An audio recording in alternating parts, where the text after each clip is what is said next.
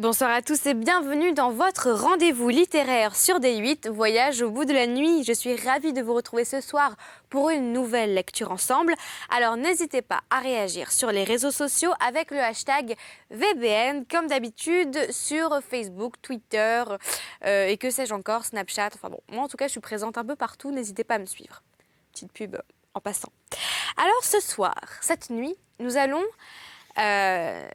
nous attaquer à un livre d'un immense auteur que j'aime beaucoup, qui est Victor Hugo. J'avais déjà lu dans cette émission Les Contemplations, qui fait partie d'un de mes ouvrages préférés. J'adore les poèmes de Victor Hugo. Et ce soir, on a affaire à une lecture un petit peu moins gaie, un petit peu moins... Enfin, toujours aussi poétique, hein, parce que Victor Hugo a une écriture absolument sublime, mais on parle de l'histoire d'un condamné à mort. Donc ça sera une soirée basée sur l'écoute et sur l'empathie envers ce condamné qui vit ici son dernier jour dans cette œuvre. Alors Victor Hugo, pour ceux qui ne le connaîtraient pas, premièrement, sortez le dimanche, hein, parce que si vous ne connaissez pas Victor Hugo, c'est qu'il y a un petit problème. C'est un auteur né en 1802 à Besançon, donc c'est un auteur français, ouais. Nous lui devons Notre-Dame de Paris, publié en 1831, donc il y a eu bien évidemment la comédie musicale, hein, vous vous en souvenez, avec Hélène Ségara et Garou. Moi j'étais très fan à l'époque. On a aussi un film de Disney, Notre-Dame de Paris, avec Quasimodo, qui est très très connu. Enfin, je ne sais même pas si ça s'appelle Notre-Dame de Paris ou pas. Le Bossu de Notre-Dame, voilà, c'est ça, comme ça que ça s'appelle.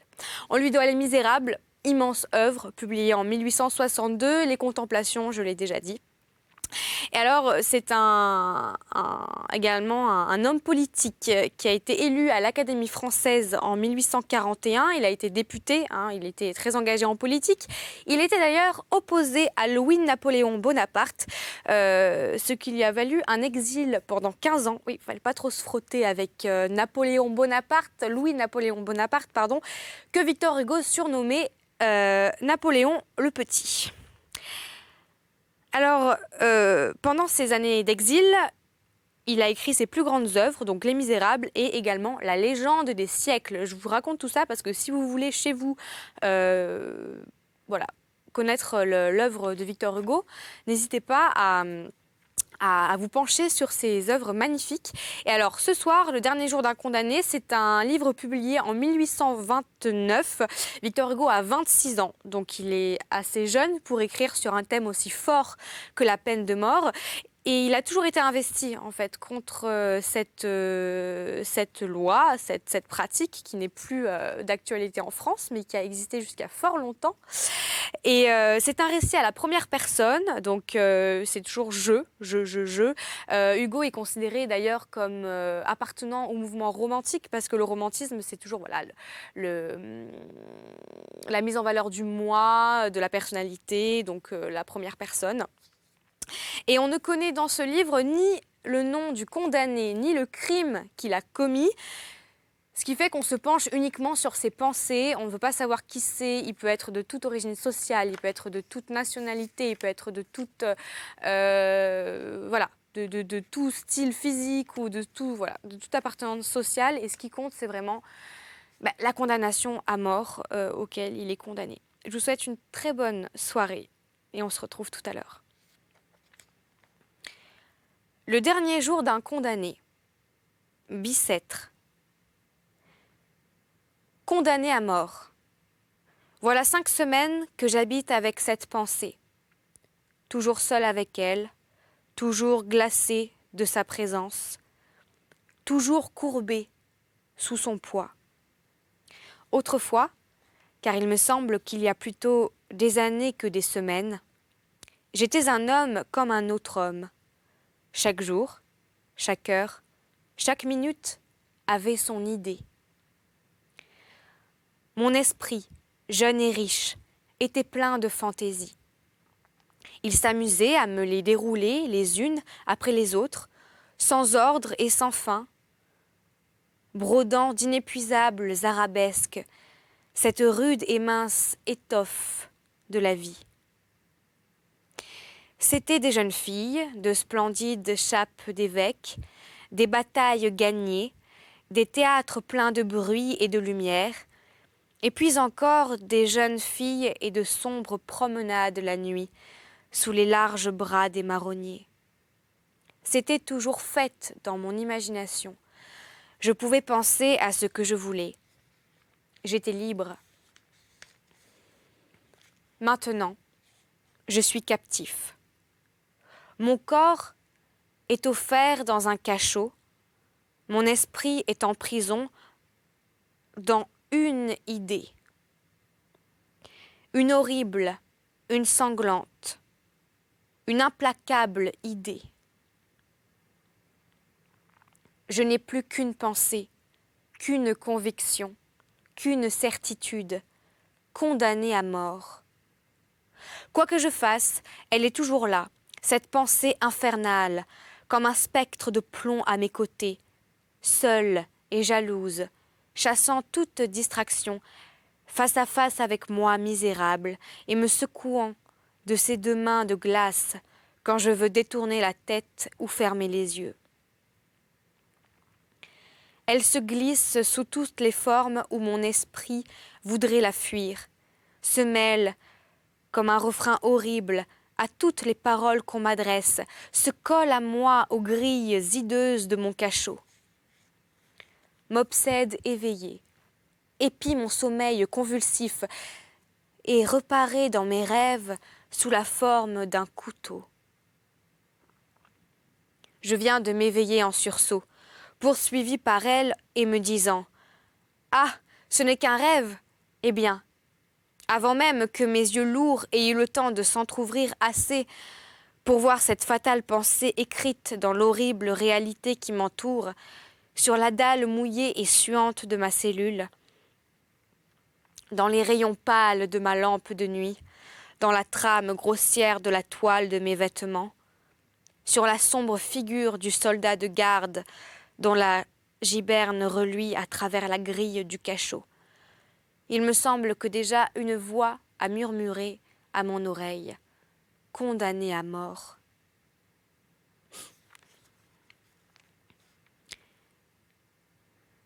C'était par une belle matinée d'août.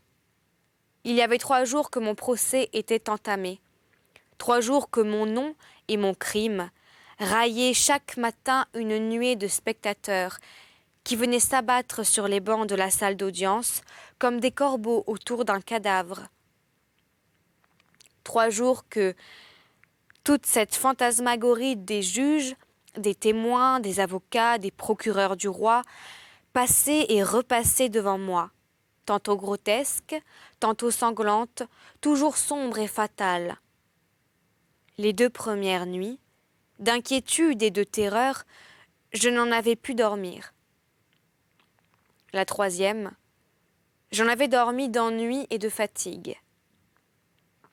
À minuit, j'avais laissé les jurés délibérants.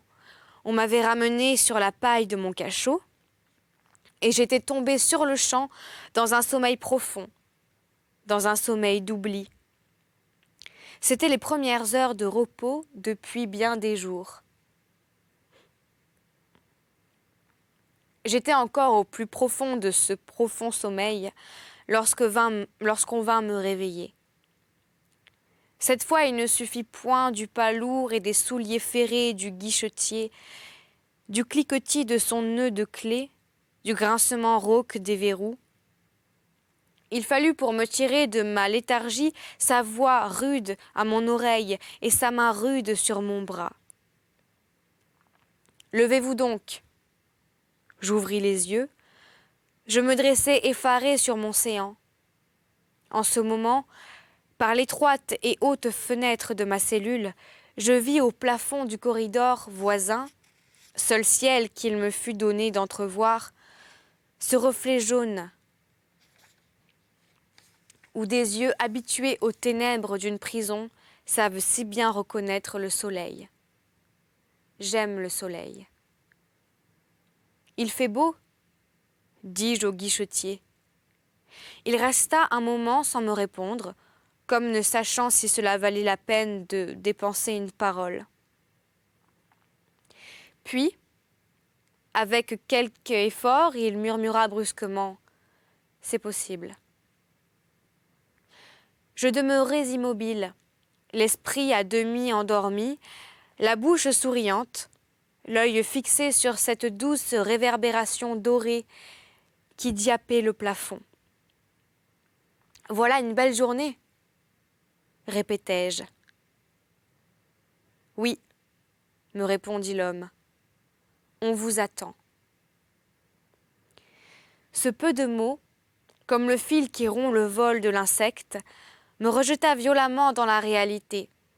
Je revis soudain, comme dans la lumière d'un éclair, la sombre salle des assises, le fer à cheval des juges chargés de haillons ensanglantés.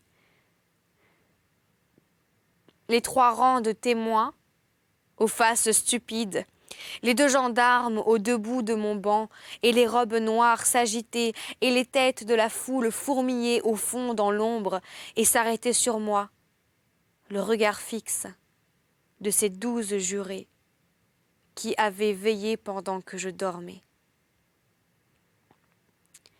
Je me levai. Mes dents claquaient, mes mains tremblaient, et ne savais où trouver mes vêtements. Mes jambes étaient faibles. Au premier pas que je fis, je trébuchai comme un portefaix trop chargé. Cependant, je suivis le geôlier. Les 2 gendarmes m'attendaient au seuil de la cellule. On me remit les menottes. Cela avait une petite serrure compliquée qu'ils fermèrent avec soin. Je laissai faire. C'était une machine sur une machine. Nous traversâmes une cour intérieure. L'air vif du matin me ranima. Je levai la tête.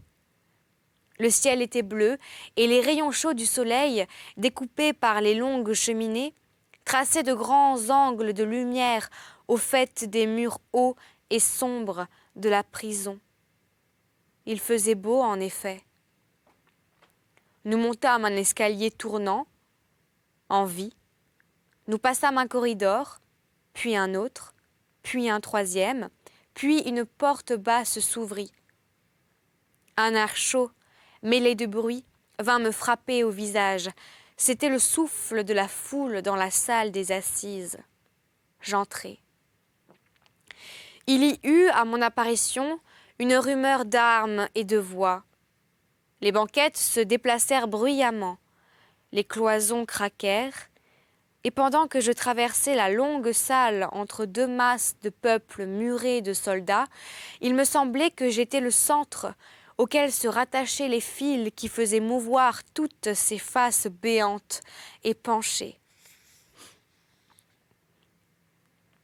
En cet instant, je m'aperçus que j'étais sans fer, mais je ne pus me rappeler où ni quand on me les avait ôtés. Alors il se fit un grand silence. J'étais parvenue à ma place. Au moment où le tumulte cessa dans la foule, il cessa aussi dans mes idées. Je compris tout à coup clairement ce que je n'avais fait qu'entrevoir confusément jusqu'alors, que le moment décisif était venu et que j'étais là pour entendre ma sentence. J'explique qui pourra, de la manière dont cette idée me vint, elle ne me causa pas de terreur. Les fenêtres étaient ouvertes, l'air et le bruit de la ville arrivaient librement du dehors. La salle était claire, comme pour une noce. Les gais rayons du soleil traçaient çà et là la figure lumineuse des croisés, tantôt allongée sur le plancher, tantôt développée sur les tables, tantôt brisée à l'angle des murs. Et ces losanges éclatants, aux fenêtres, chaque rayon découpé dans l'air un grand prisme de poussière d'or. Les juges, au fond de la salle, avaient l'air satisfaits, probablement de la joie d'avoir bientôt fini. Le visage du président, doucement éclairé par le reflet d'une vitre, avait quelque chose de calme et de bon. et un jeune assesseur causait presque gaiement, en chiffonnant son rabat, avec une jolie dame en chapeau rose, placée par faveur derrière lui. Les jurés seuls paraissaient blêmes et abattus, mais c'était apparemment de fatigue d'avoir veillé toute la nuit. Quelques-uns bâillaient. Rien, dans leur contenance, n'annonçait des hommes qui viennent de porter une sentence de mort. Et sur les figures de ces bons bourgeois, je ne devinais qu'une grande envie de dormir. En face de moi, une fenêtre était toute grande ouverte. J'entendais rire sur le quai des marchandes de fleurs, et, au bord de la croisée, une jolie petite plante jaune, toute pénétrée d'un rayon de soleil, jouait avec le vent dans une fente de la pierre. Comment une idée sinistre aurait-elle pu poindre parmi tant de gracieuses sensations? Inondée d'air et de soleil, il me fut impossible de penser à autre chose qu'à la liberté. L'espérance vint rayonner en moi comme le jour autour de moi, et, confiant, j'attendis ma sentence comme on attend la délivrance et la vie. Cependant, mon avocat arriva. On l'attendait. Il venait de déjeuner copieusement et de bon appétit. Parvenu à sa place, il se pencha vers moi avec un sourire. « J'espère, » me dit-il. « N'est-ce pas ?» répondis-je, léger et souriant aussi. « Oui, » reprit-il, « je ne sais rien encore de leur déclaration, mais ils auront sans doute écarté la préméditation. Et alors ce ne sera que les travaux forcés à perpétuité. »« Que dites-vous là, monsieur ?» répondis-je indigné. « Plutôt 100 fois la mort. » Oui, la mort. Et d'ailleurs, me répétai-je, je ne sais quelle voix intérieure, qu'est-ce que je risque à dire cela? A-t-on jamais prononcé sentence de mort autrement qu'à minuit, au flambeau, dans une salle sombre et noire, et par une froide nuit de pluie et d'hiver? Mais au mois d'août, à 8 heures du matin, un si beau jour, c'est bon juré, c'est impossible. Et mes yeux revenaient se fixer sur la jolie fleur jaune au soleil. Tout à coup, le président, qui n'attendait que l'avocat, m'invita à me lever. La troupe porta les armes, comme par un mouvement électrique. Toute l'assemblée fut debout au même instant. Une figure insignifiante et nulle, placée à une table au-dessous du tribunal. C'était, je pense, le greffier. Prit la parole et lut le verdict que les jurés avaient prononcé en mon absence. Une sueur froide sortit de tous mes membres. Je m'appuyai au mur pour ne pas tomber.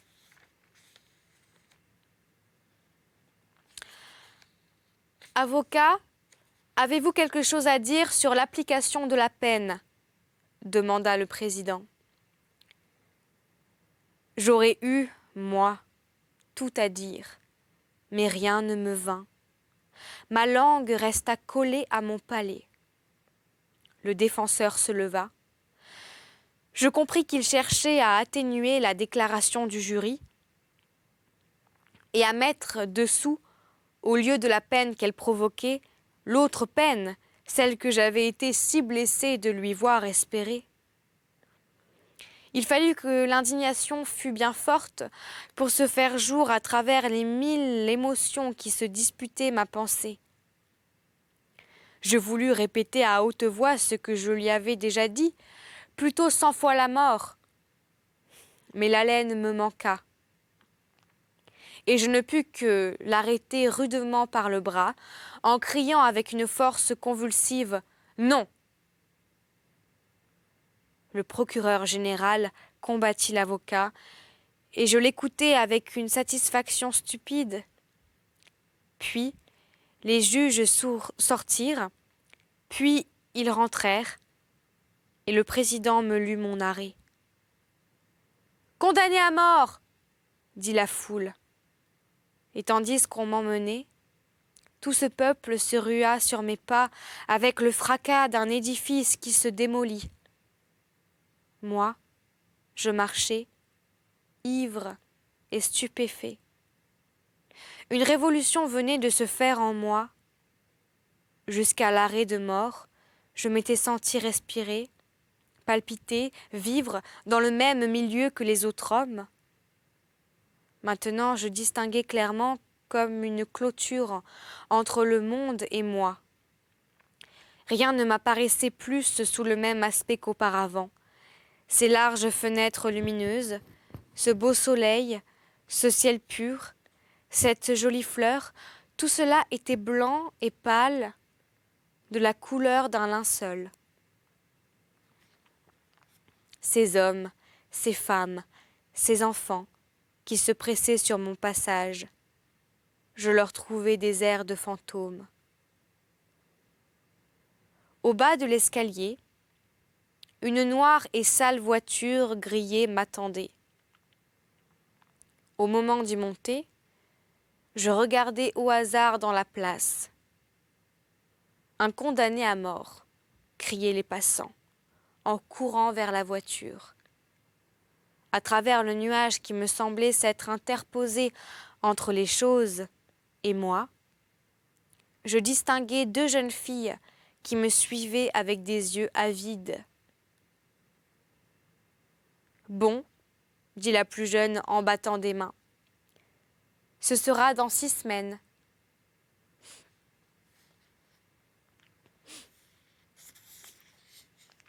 Condamné à mort. Eh bien, pourquoi non? Les hommes, je me rappelle l'avoir lu dans je ne sais quel livre où il n'y avait que cela de bon. Les hommes sont tous condamnés à mort avec des sursis indéfinis. Qu'y a-t-il donc de si changé à ma situation? Depuis l'heure où mon arrêt m'a été prononcé, combien sont morts qui s'arrangeaient pour une longue vie? Combien m'ont devancé qui, jeunes, libres et sains, comptaient bien aller voir tel jour tomber ma tête en place de grève? Combien d'ici là peut-être, qui marchent et respirent au grand air, entrent et sortent à leur gré, et qui me devanceront encore? Et puis, qu'est-ce que la vie a donc de si regrettable pour moi? En vérité, le jour sombre et le pain noir du cachot, la portion de bouillon maigre puisée au banquet des galériens, être rudoyé, moi qui suis raffiné par l'éducation, être brutalisé des guichetiers et des gardes chiourmes, ne pas voir un être humain qui me croit digne d'une parole et à qui je la rende, sans cesse tressaillir et de ce que j'ai fait et de ce qu'on me fera. Voilà à peu près les seuls biens que puisse m'enlever le bourreau. Ah, n'importe, c'est horrible. Fin de ce chapitre. J'espère que vous avez passé un bon moment, que vous appréciez la langue de Victor Hugo et son écriture. Pour ma part, je la trouve absolument sublime. On se retrouve tout de suite pour la suite du dernier jour d'un condamné. Bonne nuit pour ceux qui se couchent et bon courage pour ceux qui travaillent. À tout de suite. À tout de suite.